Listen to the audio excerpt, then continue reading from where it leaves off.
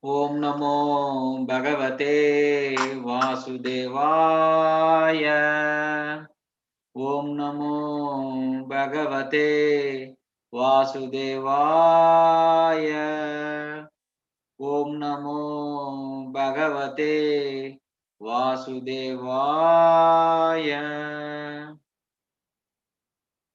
Om Ajnana Timirandasya Jnananjana Shalakaya Chakshur Unmilitam Yena Tasmai Shri Gurave Namaha Shri Chaitanya Manobishtam Stapitam Yena Bhutale Swayam Rupa Kadamayam Dadati Swapadantikam Vandeham Shri Guru Shri Yuddha Padakamalam Shri Gurun Vaishnavamscha Shri Rupam Sagra Jatam Sagagana Raghunatanvitam Tam Sajivam Sadvaidam Savadutam Parijana Sagitam Krishna Chaitanya Devam Shri Radha Krishna Padam Sagagana Lalita Shri Vishakanvitamscha He Krishna Karuna Sindhu Dinabandhu Jagatpate Gopesha Gopika Kanta Radha Kanta Namostude Tapta Kanchana Gaurangi Radhe Vrindavaneshwari Vrishabhanu Sute Devi Pranamami Haripriye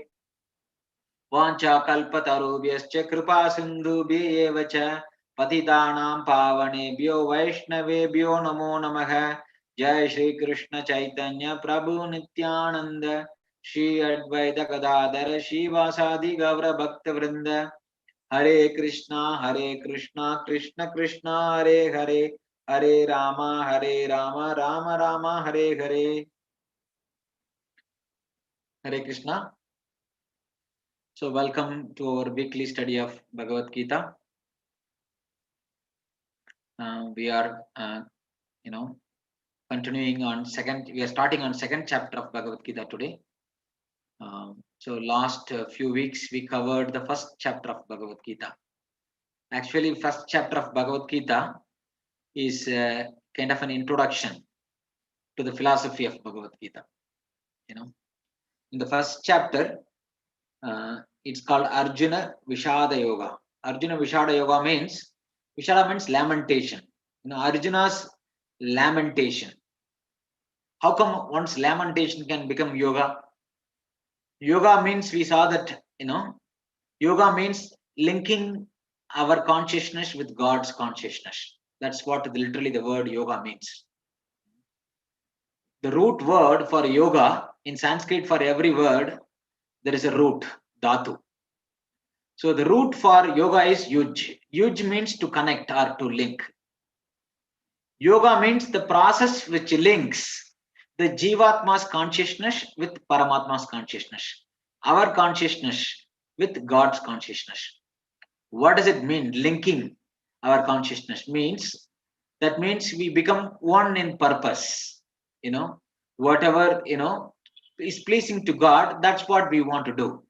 Our constitutional position is we are eternally part and parcel of the Lord. Whatever the Supreme Lord wants us to do, that's what we will do. Whatever His interest is, that's what we will align our interest with His interest. We don't want to have any separate, program. Because of the reason to have separate program, that's the one which brought us to the material world. So, the yoga is the process which relinks, revives our consciousness back to our original consciousness, revives our consciousness to our constitutional consciousness. The purpose of the part is to serve the whole. The part does not have any independent existence. If it gets separated from the whole, it loses its value. For example, if there is a nice machine, it has many parts, and then there is one tiny screw is there in that part, in that machine. If the screw is removed from the machine, the screw loses its value. As long as it is part of the machine, we say it is also a machine or it's part of the machine. Like that. The individually, if you separate the screw from the machine, it loses its value. Similarly, the living entity, as long as we are one in purpose with the Supreme Lord, we are situated in our constitutional position. When we want to separate ourselves from his interest to our interest, we want to enjoy independent of him. See, the constitutional nature of the living entity is also to be happy. Anandamaya Abhijat, right? Vedanta Sutra says, Anandamayo Abhyasat, right? That means we are all actually pleasure seeking. The living entity is seeking pleasure. The problem is when we seek the pleasure independent of the Lord, right? Then we come into the material world. As long as we are seeking our pleasure along with the Lord, that is our constitutional position. So the yoga is the process which links. So Arjuna's lamentation, how come it can lead? How can it can be called as yoga? Because Arjuna, after lamenting of not to fight the war, after giving the reasons to not to fight in the war, because him being intelligent, he realizes that he cannot solve the problem himself. The perplexities in this world, to do or not to do, that's the question. That's the one perplexes even the most intelligent person, to do or not to do. So Arjuna, him being intelligent, he realizes that he has to surrender to Krishna. Even though he gives intelligent reasoning in the first chapter, we saw that there are 4 reasons he gives why not to fight the war, right? So in spite of his intelligent reasoning, right, still he realizes that he cannot solve his problem on his own, because his intelligence analysis ultimately led to indecision, and ultimately led to indecision. So that's what led to the second chapter. So the first chapter we saw that in the end Arjuna says that Krishna, so it's better to not to fight in this war. It's better to be, instead of fighting against the sons of Dhritarashtra, it's better to give up the war. I cannot fight, right? He sits down. So now, so that's the scene, right? Arjuna doesn't want to fight. He starts lamenting, and then he gives reasoning, and after that he gets confused, and then he puts down his Gandiva bow and then sits down in the chariot. So now chapter 2, the whole thing is being described by Sanjaya to Dhritarashtra. So now Sanjaya is speaking. Second chapter, is entitled as Contents of the Gita Summarized. In Sanskrit, it is called Sankhya Yoga. So we will see what Sankhya means later. The second chapter name is called Sankhya Yoga. So we will read the verse 1. All of you can hear me, right? Can you one of you unmute and tell me whether you are able to hear? Yes. Okay, yeah. Thank you. We are not able to see the slides. So oh really?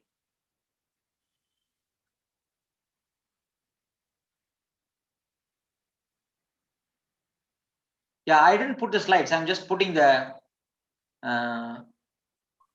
web page, where the verse. You are able to see the verse? Yeah, whatever you are showing, it's visible. Okay.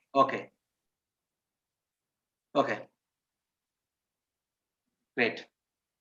Sanjaya uvacha tam tada kripaya vishtam ashrupurna kulekshanam Rishidantam idam vakyam uvacha madhusudanaha.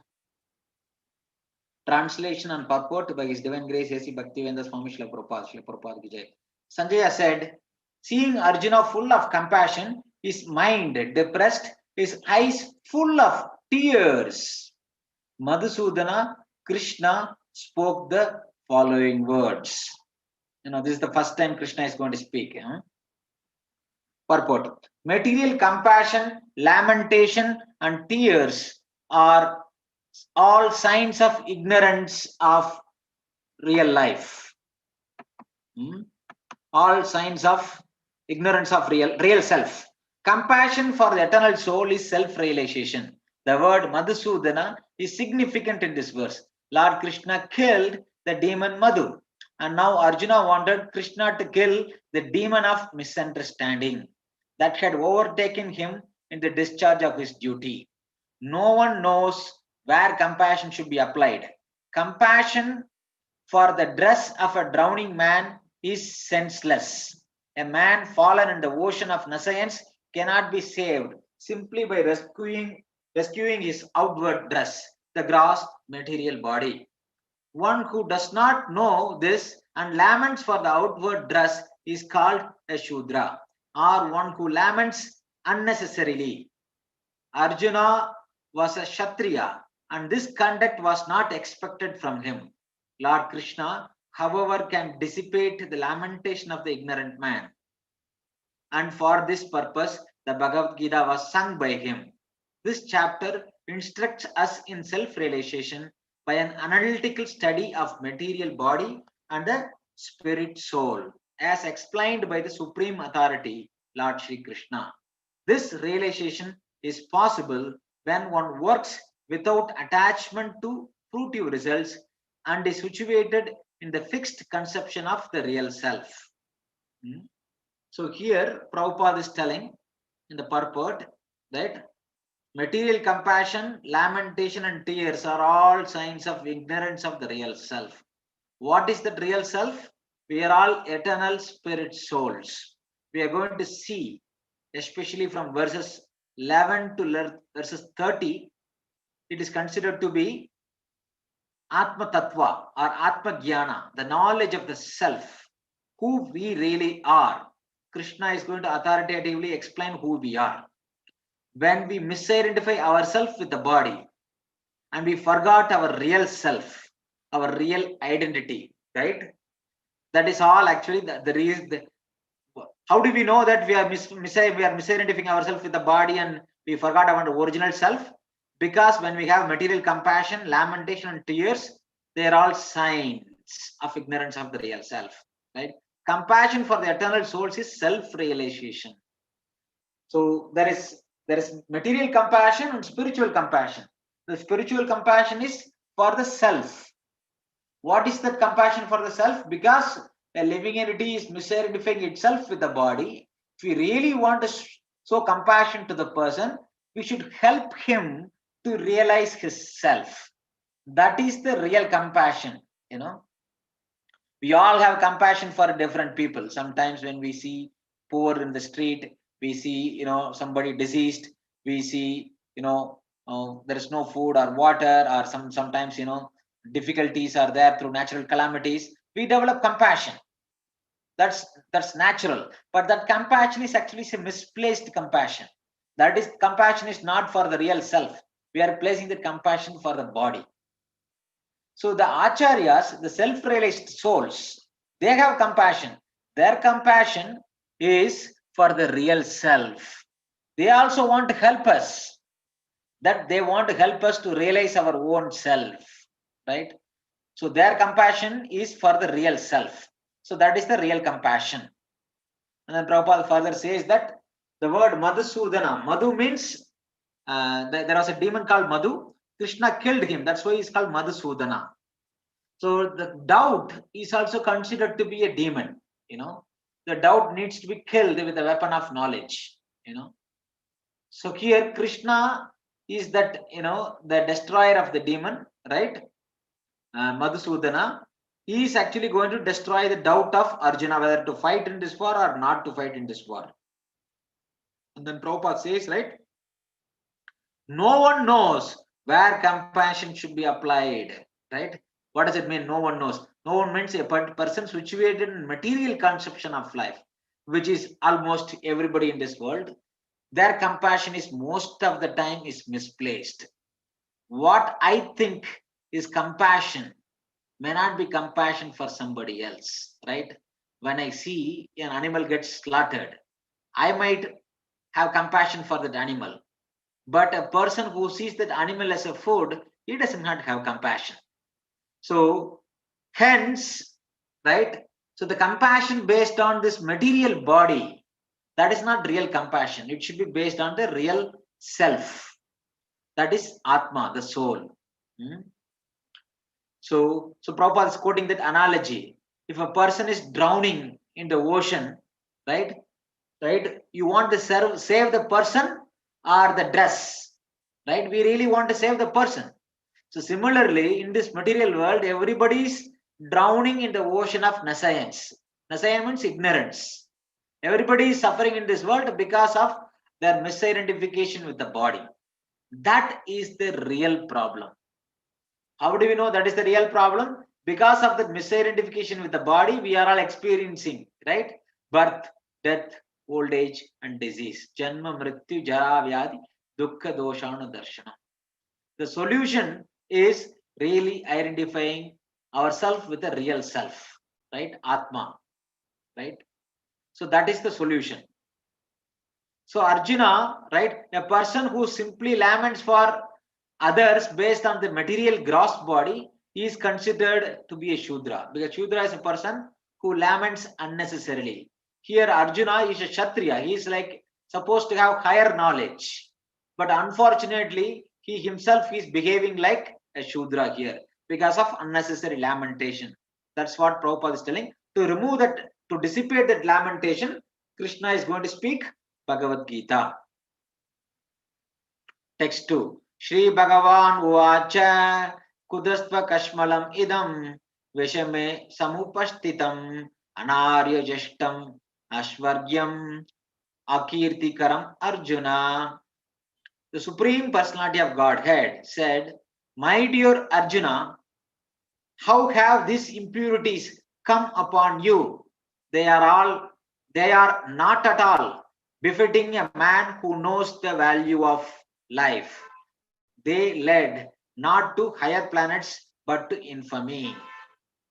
Here the word anarya, right? Anarya means person who does not know the value of life.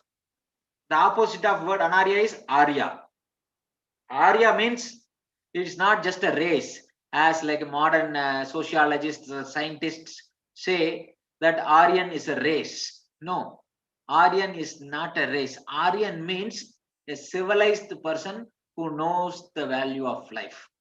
That is how the word Arya is always used in Vedas. That's the context in which it is used. It is not referring to a race. That is a misunderstanding. That's a misclassification. The meaning of the word Arya means one who knows the value of life, a cultured person who knows the value of life, a civilized person who knows the value of life. That's what it means. Anarya means one who does not know the value of life, right? So that's a very important word, right? Purport. Krishna and the Supreme Personality of Godhead are identical. Identical. Right? Here the word Bhagavan Uvacha, it is used. Shri Bhagavan Uvacha. It is not used Shri Krishna Uvacha. Whenever Sanjaya speaks, Sanjaya Uvacha. Whenever Arjuna speaks, Arjuna Uvacha. Whenever Dhritarashtra speaks, Dhritarashtra Uvacha. In the entire Vedic literature, whenever anybody speaks, whenever Indra speaks, Indra Uvacha. Whenever Brahma speaks, Brahma Uvacha. Whenever Lord Shiva speaks, Rudra Uvacha. Whenever all the demigods, the Devatas speak, Devaka Uchuhu. Right? It is always their name is specified. But whenever Vishnu or Krishna or Vishnu's incarnation speaks, it is not mentioned as Krishna Uvacha or Vishnu Uvacha or Rama Uvacha. It is always used Shri Bhagavan Uvacha. Right? Because Bhagavan, the word Bhagavan means one who possesses the 6 opulences in complete. We saw the word definition of Bhagavan right earlier in the introduction to Gita. Bhagavan means one who possesses the 6 opulences in complete. He is called Bhagavan. What are that? All knowledge, all wealth, all beauty, all strength, all fame, and all renunciation. Even if one possesses this little bit in this world, right, people get attracted towards them.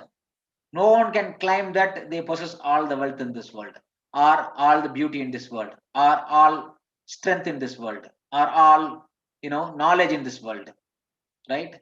So anyone who possesses all of them simultaneously in complete, in full, he only can be called as Bhagavan, right? Generally in the Indian culture, we can see that there are so many so-called Bhagavans come into existence, so many avatars. They claim themselves as Bhagavan. It is actually not proper at all to use this word Bhagavan.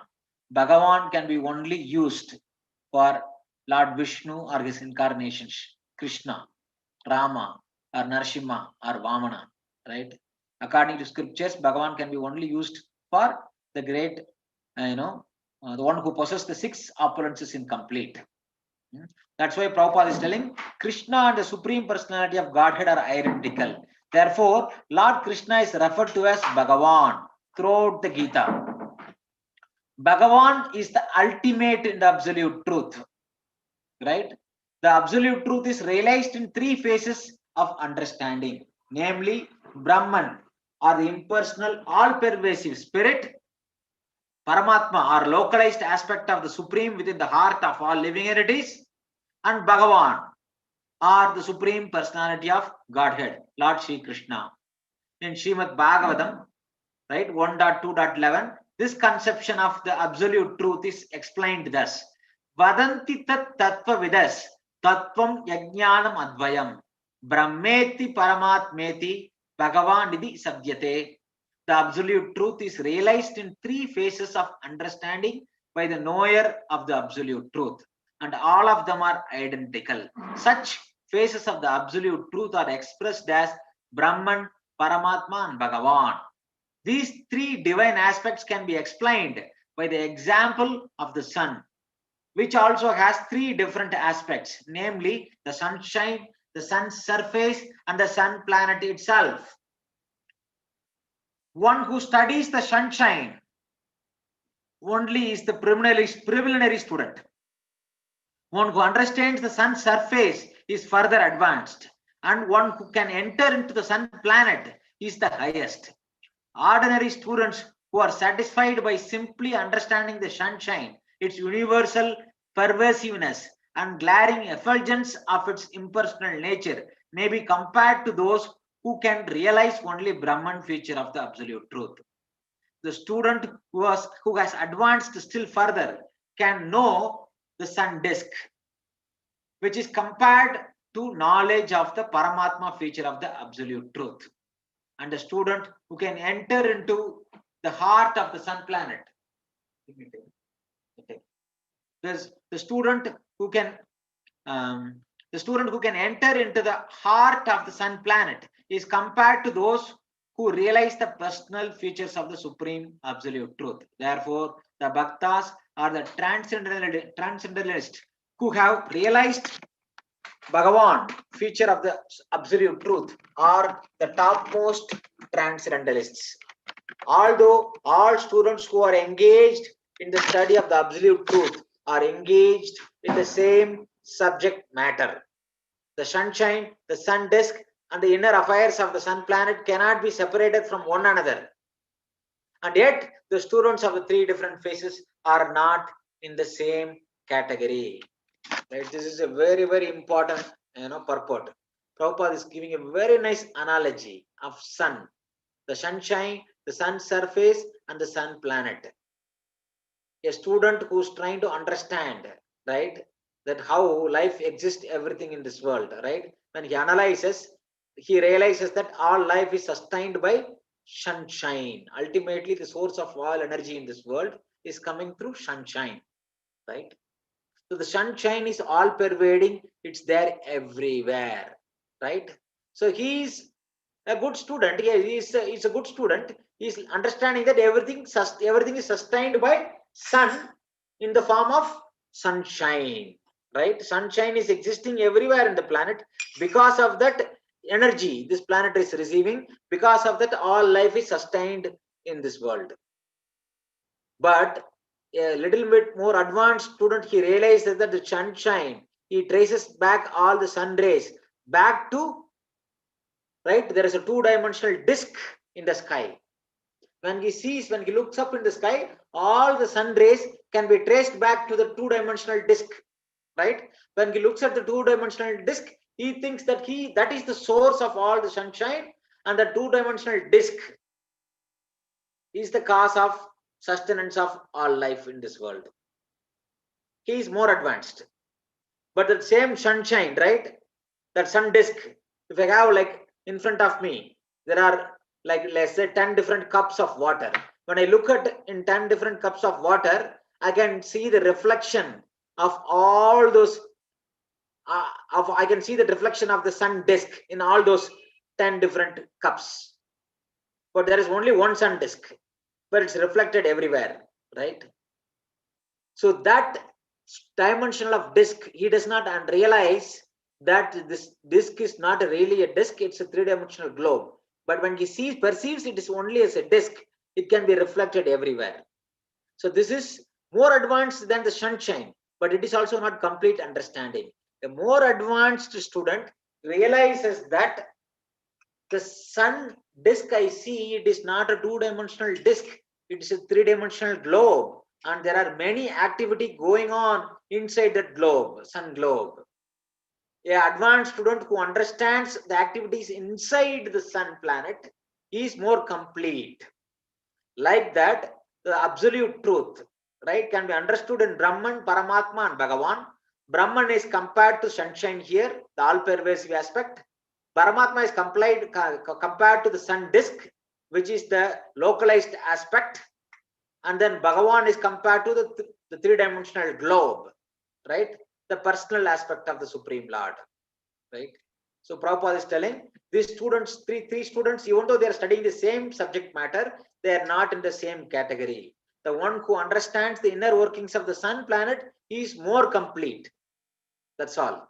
That's what Prabhupada is saying. The Sanskrit word Bhagavan is explained by the great authority Parashara Muni, the father of Vyasadeva. The Supreme Personality who possesses all riches, all strength, all fame, all beauty, all knowledge, and all renunciation is called Bhagavan.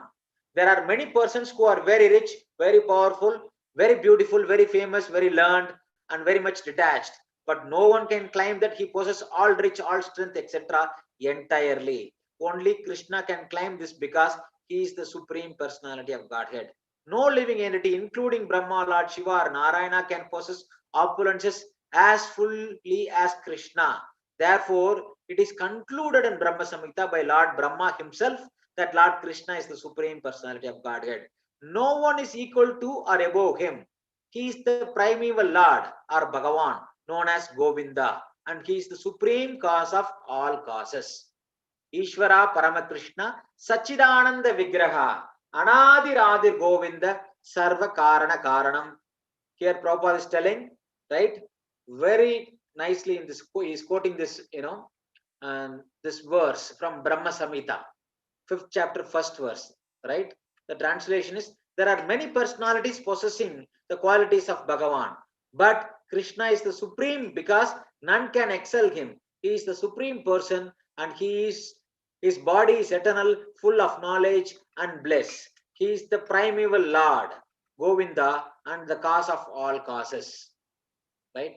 In the Bhagavatam also there is a list of many incarnations of the Supreme Personality of Godhead, but Krishna is described as the original personality of Godhead, from whom many incarnations and personalities of Godhead expand, right?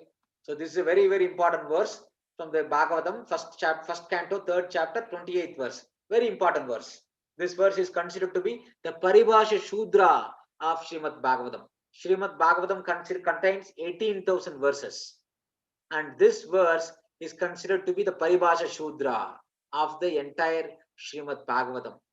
If we consider all the verses of Srimad Bhagavatam as, right, the commanders who are fighting in the war, right, this verse is considered to be the monarch. This is the analogy Srila Jiva Goswami gives. This verse says, Ete chamsa kala pumshaka Krishnastu Bhagavan Swayam Indrari Vyakulam Lokam Mradayanti Yuge Yuge. All the list of incarnations of Godhead submitted herewith are either plenary portions or parts of the plenary portions of the Supreme Godhead. But Krishna is the Supreme Personality of Godhead himself. Therefore, Krishna is the original Supreme Personality of Godhead, the absolute truth, the source of both the super soul and the impersonal Brahman. In the presence of the Supreme Personality of Godhead, Arjuna's lamentation for his kinsman is certainly unbecoming, and therefore Krishna expressed his surprise with the word Kutaha. Kutaha means where from, which such impurities were never expected from a person belonged to the civilized class of men known as Aryans. The word Aryan is applicable to persons who know the value of life and have a civilization based on spiritual realization. Persons who are led by the material conception of life do not know that the aim of life is realization of the absolute truth, Vishnu or Bhagavan, and they are captivated by the external feature of the material world, and therefore they do not know that what liberation is. Persons who have no knowledge of liberation from material bondage are called non-Aryans. Although Arjuna was a Kshatriya, he was deviating from his prescribed duties by declining to fight. This act of cowardice is described as befitting the non-Aryan. Such deviation from the duty does not help one in the progress of spiritual life, nor does it even give one the opportunity to become famous in this world. Lord Krishna did not approve of the so-called compassion of Arjuna for his kinsman. Krishna further instructs Arjuna, Klaibyam Mashma Gamaspartha Naitat Avyat Upadyate Shudram Hridaya Darbalyam Tyakto Vatishta Parantapa. He is telling, O son of Pritha, do not yield to this degrading impotence. It does not become you. Give up such petty weakness of heart and arise, O chastiser of the enemy. Purport. Arjuna was addressed as the son of Pritha, who happened to be the sister of Krishna's father, Vasudeva. Therefore, Arjuna had a blood relationship with Krishna. If the son of a Kshatriya declines to fight, he is a Kshatriya in name only. And if the son of a Brahmana acts impiously, he is a Brahmana in name only. Such Kshatriyas and Brahmanas are unworthy sons of their fathers. Therefore, Krishna did not want Arjuna to become an unworthy son of a Kshatriya. Arjuna was the most intimate friend of Krishna, and Krishna was directly guiding him on the chariot. But in spite of all these credits, if Arjuna abandoned the battle, he would be committing an infamous act. Therefore, Krishna said that such an attitude in Arjuna did not fit his personality. Arjuna might argue that he would give up the battle on the grounds of his magnanimous attitude for the most respectable Bhishma and his relatives. But Krishna considered that sort of magnanimity mere weakness of heart. Such false magnanimity was not approved by any authority. Therefore, such magnanimity or so-called non-violence should be given up by persons like Arjuna under the direct guidance of Krishna. So this is a very, very important purport. People generally misunderstand about Bhagavad-gita. Oh, Bhagavad-gita, Krishna spoke to induce Arjuna to fight in the war. Because of that, millions of people died. The great bloodshed happened because of Gita. No. That person who speaks like that, who do not have any spiritual foundation. In fact, Arjuna gives the same reason. But Krishna does not speak Bhagavad-gita simply to induce Arjuna to fight in the war. Krishna speaks Bhagavad-gita based on Vedas, based on our own interest. What is ultimately good for us, right? He wants us to identify ourselves with not the body, with the self. He wants to give sum and substance of all knowledge, right? So that's why Krishna speaks Bhagavad-gita, right? And then Prabhupada also quotes here, right? Here, the word Kshatriya or Brahmana, if people do not act in that capacity as a Kshatriya or a Brahmana, they are simply a Brahmana or Kshatriya only in the name, right? They are unworthy sons of their fathers. We can see in Bhagavad-gita or in Mahabharata. So there is a personality, right? Dronacharya. Dronacharya is a great teacher. He is a Brahmana. His son Ashwatthama, right? Even though he is son of a Brahmana, he does not act in that capacity, right? Because he goes and kills the young children, the youth of Draupadi, the 5 children of Draupadi, when they were sleeping, when they were not fighting in the war, when they are sleeping in the night time, he goes and beheads them. Because he gave promise to Duryodhana that he will give the Pandavas, he will kill the Pandavas and bring the 5 heads of Pandavas. Because he is not able to do it, he goes and kills the 5 sons of Pandavas through Draupadi, and then he brings those 5 heads to Duryodhana. Duryodhana, even though at the time, because of the battle, because of the Gada fight with Bhishma, he is not able to see, he become blind. In that condition, he touches the heads of these 5 personalities. He realizes that these are not the heads of the Pandavas. These are heads of the 5 children. Immediately, he chastises Ashwatthama.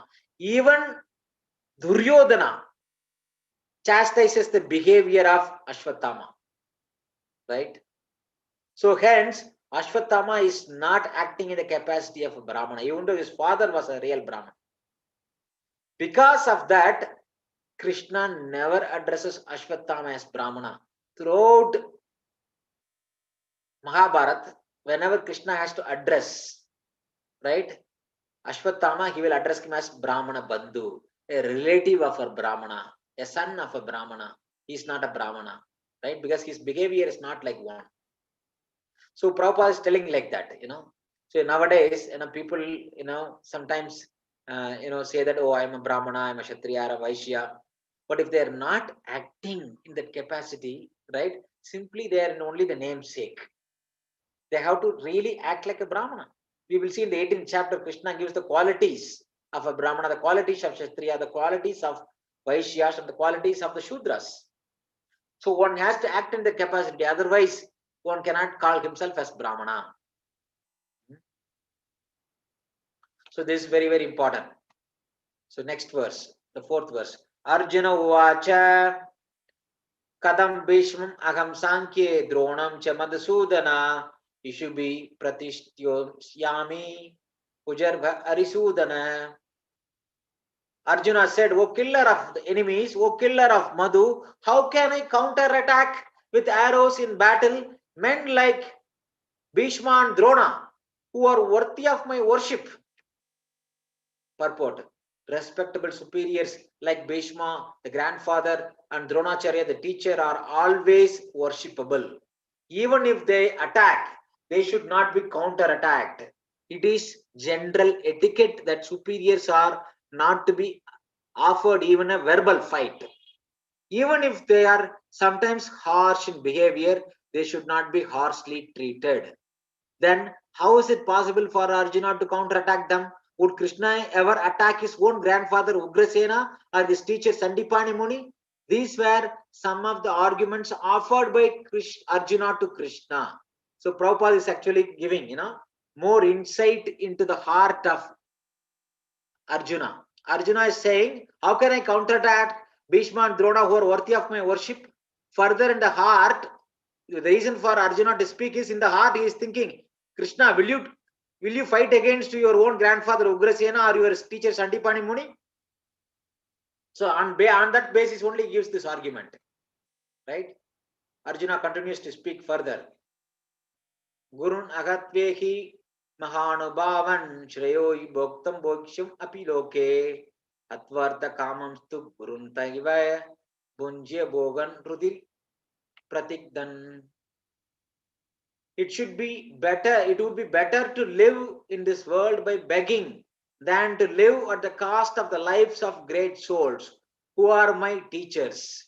Even though desiring worldly gain, they are superiors. If they are killed, everything we enjoy will be tainted with blood. Purport. According to scriptural quotes, a teacher who engages in an abominable action and has lost his sense of discrimination is fit to be abandoned. Bhishma and Drona were obliged to take the side of Duryodhana because of his financial assistance, although they should not have accepted such a position simply on financial consideration. Under the circumstances, they have lost the respectability of teachers. But Arjuna thinks that nevertheless they remain his superiors, and therefore to enjoy material profits after killing them would mean to enjoy spoils tainted with blood. Verse 6, text 6. Na chaitat vidkataram nagariyo yat va jayane vadivano jayehu yanyeva hatvana jiji shamsas devastita pramukhe dhartarashtraha. Nor do we know which is better, conquering them or being conquered by them. If we killed the sons of Dhritarashtra, we should not care to live. Yet they are now standing before us on this battlefield. Purport.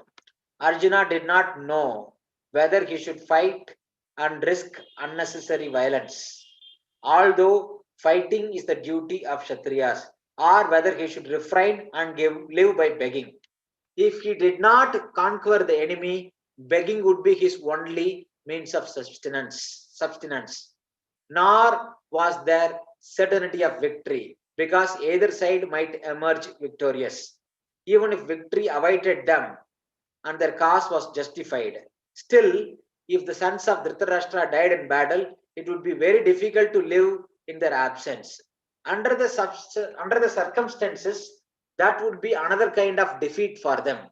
All these considerations by Arjuna definitely proved that not only was he a great devotee of the Lord, he was also highly enlightened and had complete control over his mind and senses.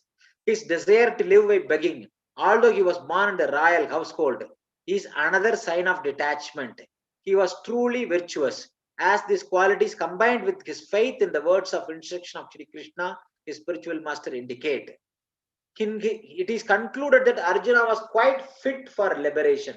Unless the senses are controlled, there is no chance of elevation to the platform of knowledge. Without knowledge and devotion, there is no chance of liberation. Arjuna was competent in all these attributes, over and above his enormous attributes in his material relationships.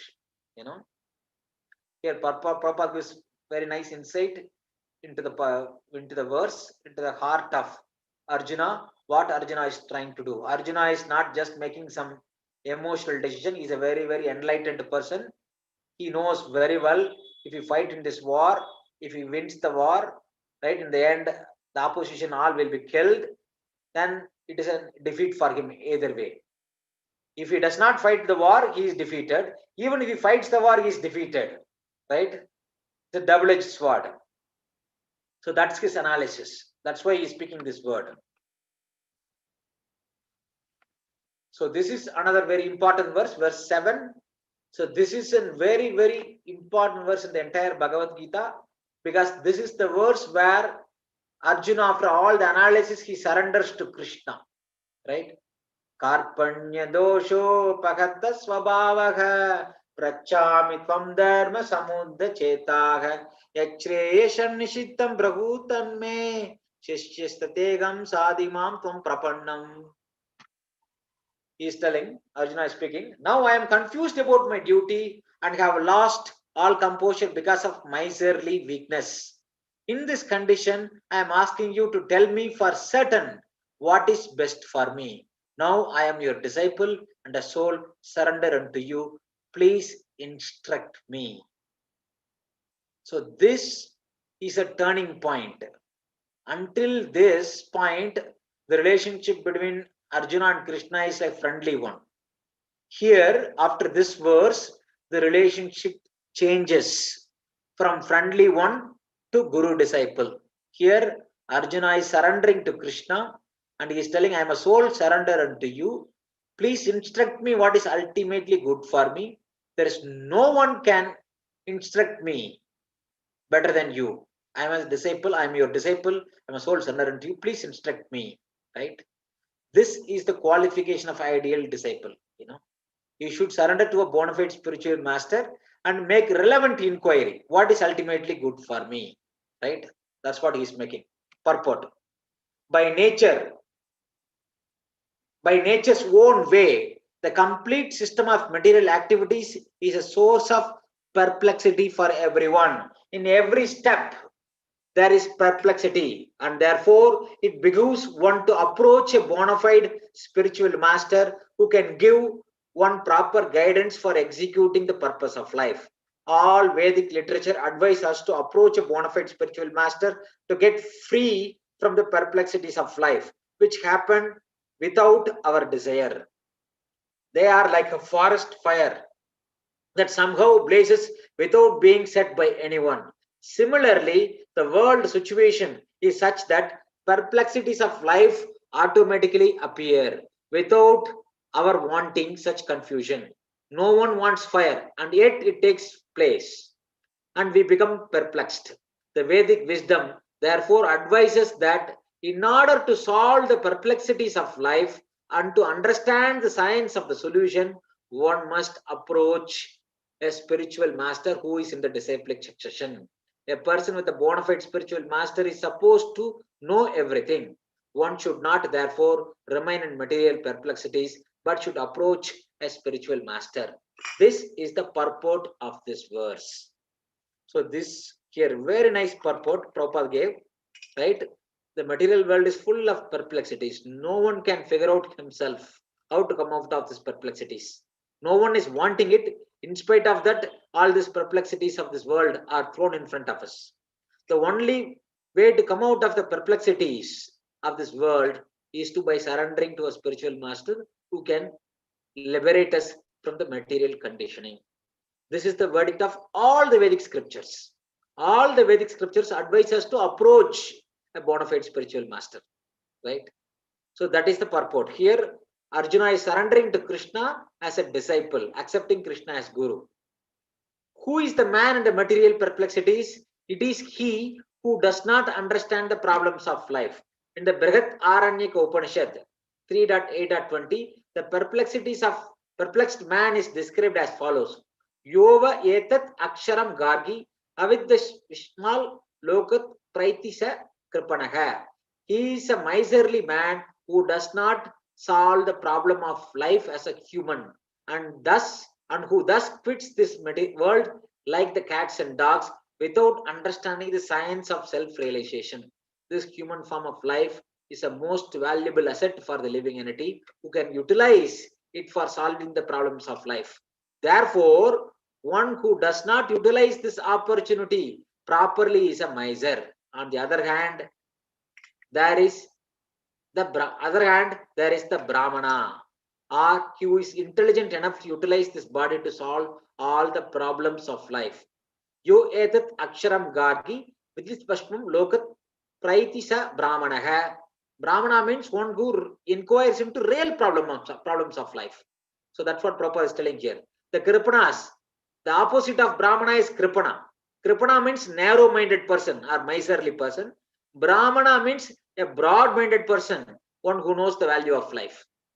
The Kripanas or miserly persons waste their time in being overly affectionate for family, society, country, etc. in the material conception of life. Right? Prabhupada, the choice of words he uses is very, very important. They, materialistic persons, miserly persons, overly affectionate for family, society, country, etc. See, affection is a normal emotion of all living beings, especially for human beings, right? For cultured human beings, affection is going to be there for family, society, and country. But it should not be overly and based on material conception of life.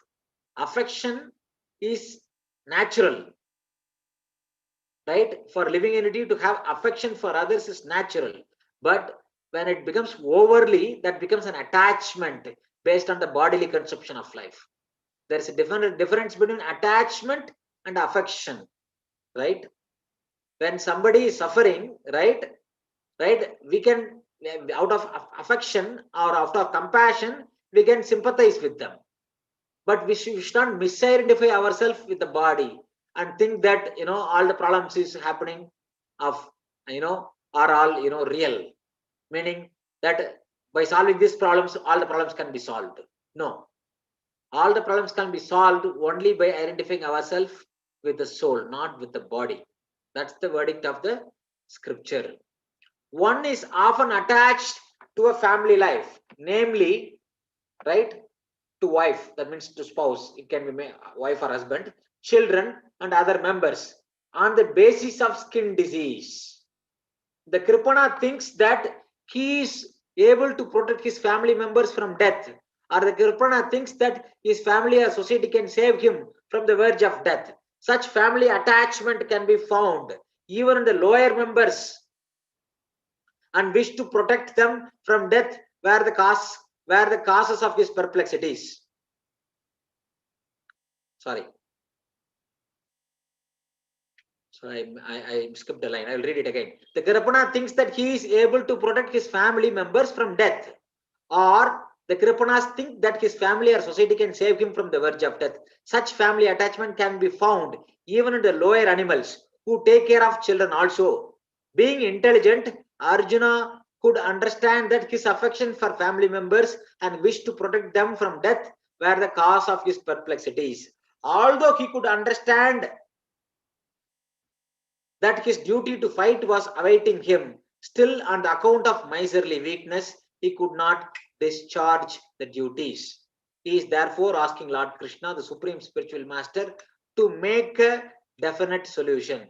He offers himself to Krishna as a disciple. He wants to stop friendly talks. Talks between the master and the disciple are serious. And now Arjuna wants to talk very seriously before the recognized spiritual master. Krishna is therefore the original spiritual master of the science of Bhagavad-gita, and Arjuna is the first disciple for understanding the Gita. How Arjuna understands the Bhagavad-gita is stated in Bhagavad-gita itself, and yet foolish mundane scholars explain that one need not submit to Krishna as a person, but to the unborn within Krishna. There is no difference between Krishna within and without, and one who has no sense of this understanding is the greatest fool in trying to understand Bhagavad-gita. So Prabhupada's purport here is very, very relevant. Sometimes, some so-called spiritual gurus or teachers, they say, oh, they remove the personality of Krishna from Bhagavad-gita. They say, no, we don't have to surrender to Krishna. We surrender to the unmanifested Brahman within Krishna. Prabhupada is telling they are foolish, right? Because there is no difference between Krishna and his body and soul. He is self-same. His body, mind, intelligence, himself, the soul, all identical. Whereas we, our body and soul, they are different. Right? That's the difference between us and Krishna. So in this way, if somebody tries to understand Gita, he will not be able to understand Bhagavad Gita. One has to accept the personality of Gita. Otherwise, Gita doesn't make any sense. Next verse. Verse number 8. Nagi prapashyami mapanyudat nachokam uchoshanam indriyanam avapya bhumash ashapatnam riddham rajyam suram api chadipatyam. I can find no means to drive away this grief which is drying up my senses. I will not be able to dispel it even if I win a prosperous, unrivaled kingdom on earth with sovereignty like the demigods in heaven. Purport. Although Arjuna was putting forward so many arguments based on the knowledge of the principles of religion and moral codes, it appears that he was unable to solve his real problem without the help of the spiritual master, Lord Sri Krishna. He could understand that his so-called knowledge was useless in driving away his problem, which were drying up his whole existence. And it was impossible for him to solve such perplexities without the help of a spiritual master like Lord Krishna. Academic knowledge, scholarship, high position, etc. are all useless in solving the problems of life. Help can be given only by a spiritual master like Krishna. Therefore, the conclusion is that a spiritual master who is 100% Krishna conscious is the bona fide spiritual master, for he can solve the problems of life. Lord Chaitanya said that one who is a master in the science of Krishna consciousness, regardless of his social position, is the real spiritual master. Kiba Vipra Kibanyasi Shudra Kenanaya E Krishna Tattva Veda Se Guru Haya. It does not matter whether a person is a Vipra, learned scholar in Vedic wisdom, or is born in a lawyer family, or is in the renounced order of life. If he is a master in the science of Krishna, he is the perfect and bona fide spiritual master. Prabhupada quotes this from Chaitanya Charitamrita, Madhya Leela, 8th chapter, 128th verse. So, without being a master in the science of Krishna consciousness, no one is a bona fide spiritual master. It is also said in the Vedic literature, Satkarma Nipuno Vipro Mantra Tantra Visharadaha Avaishnavo Guru Nyasyat Vaishnava Sapacho Guruhu. A scholarly Brahmana expert in all subjects of Vedic knowledge is unfit to become a spiritual master without being a Vaishnava or expert in the science of Krishna consciousness. But a person born in a family of lower caste can become a spiritual master if he is a Vaishnava or Krishna conscious. This is from Padma Purana, quoted from Padma Purana. Prabhupada quotes this. The problem of material existence, birth, death, old age and disease. Birth, old age, disease and death cannot be counteracted by accumulation of wealth and economic development.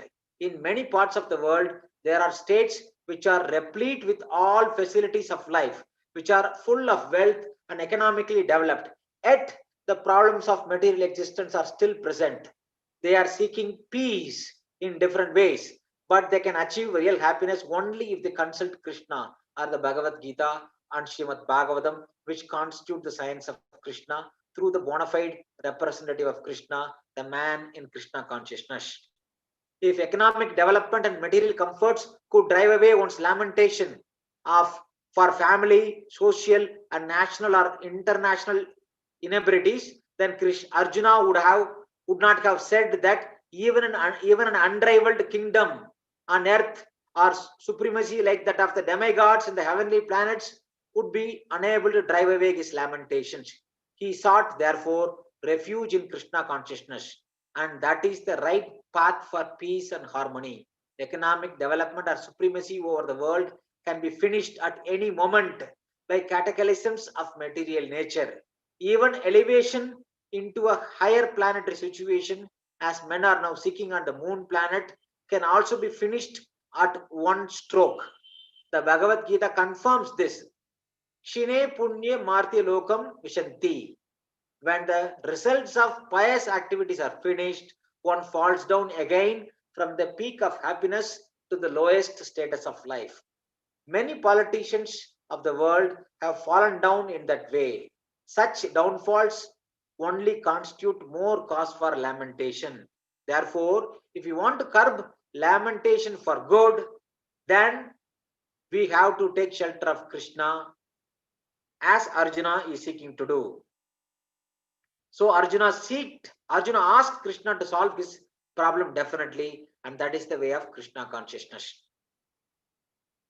So there are two more verses in this section. It's already 6:30. I think we will continue next week, the remaining two verses from this section. So now Arjuna stops speaking. Now Sanjaya is going to speak. 9 and 10, Sanjaya is going to speak. From 11th verse onwards, Krishna is going to speak. So we will stop here. At this point, any comments? Any questions so far? Thank you, Mataji. No, thank you. Thank you so much for patiently listening. Sorry, I was setting up another computer because my other computer does not have the video camera webcam working. So I am back in Bangalore. So because I have access to the other computer, I was trying to set it up. That's why it took a little time in the beginning. Thank you. I think I may have joined 30 minutes late because of the time change, as well as I'm back in Dallas. So sorry about that. Okay. No problem. So the recording is there. So if you wanted to go in the YouTube, right, the links, then you'll be able to see the early part of it, whatever point you missed. Basically, pretty much what we did is we continued to read the verses and purport. In between, I stopped here and there to just elaborate the purport what Prabhupada is giving. Okay, good. Yeah, I'll catch up on that. Thank you. Yeah, Yeah, if any point in time, if you have a question in the flow or a particular point, you can always, stop me and ask me questions as well, because these are very, very important purports and verses to build up, until now, we understood what happened. Arjuna gave the arguments not to fight the war, but in this still, even though he gave a very intelligent argument, he is not able to solve the problem on his own. And he realizes that situation, he is full of perplexity and surrenders to Krishna and accepts Krishna as a spiritual master. He says, I am a soul surrender unto you. Please instruct me what is ultimately good for me. So this change in relationship from a friendly one to guru disciple one, that brought the philosophy of Bhagavad-gita. Until then, Krishna does not speak Bhagavad-gita philosophy. Until the disciple is ready, the guru will not speak the philosophy. Because if the disciple is not ready to receive, simply speaking philosophy, it's not going to help. So that's exactly what Prabhupada is trying to explain here. If you really wanted to solve the problem, you need to approach a bona fide spiritual master. But bona fide spiritual master is not there to solve our, eating, mating, sleeping, defending problem. He is there to solve birth, death, old age, and disease problem. So hence, we should make relevant inquiry to the spiritual master. Like Arjuna is telling, what is ultimately good for me? Please instruct me what is ultimately good for me. So now, and the build up for the actual philosophy of Gita until now, we get a come. So from next week onwards, we will see the philosophy of Gita Krishna speaks. He is going to start with the beginning of all philosophy. The ABC of philosophy or spirituality is going to start with. Next week, we'll continue. Thank you very much. Good, thank you. Thank you. Yeah, I appreciate for you taking the time and attending these sessions. So we'll continue next week. Thank you very much. Thank you.